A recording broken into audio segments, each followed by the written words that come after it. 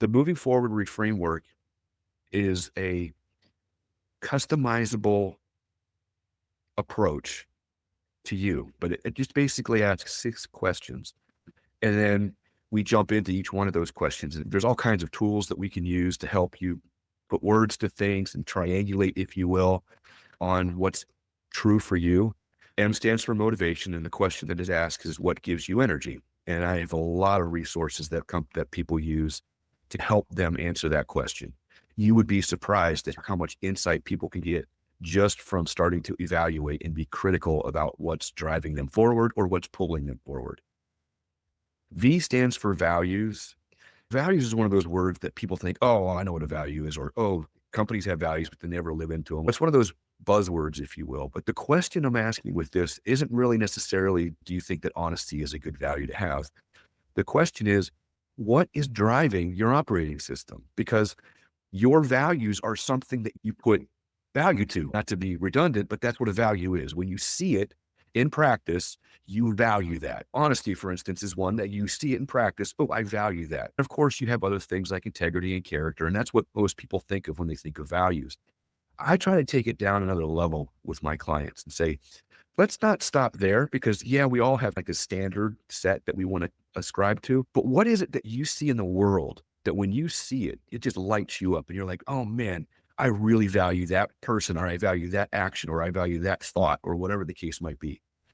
G stands for gifts. Simple question. What is my superpower?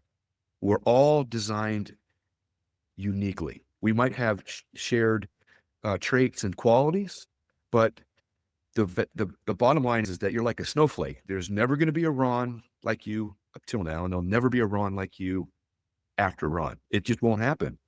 Your nature, the way you're designed is unique.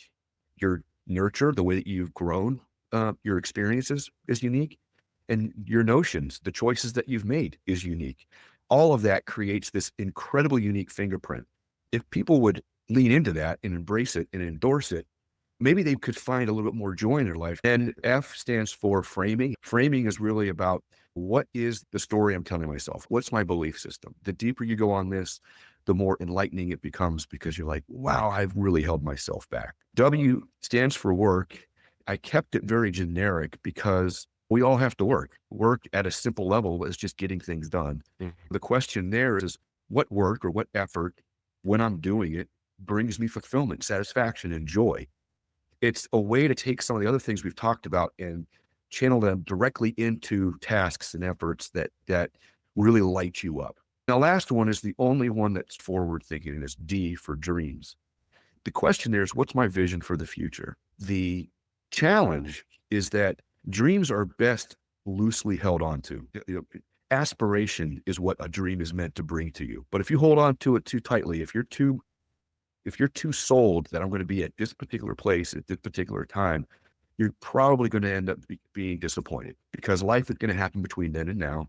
Maybe by the time you get there, what's important to you has shifted and changed. So D is just, let's look to the future. Let's not spend a whole lot of time there, but we have to know where we're going before we can get there.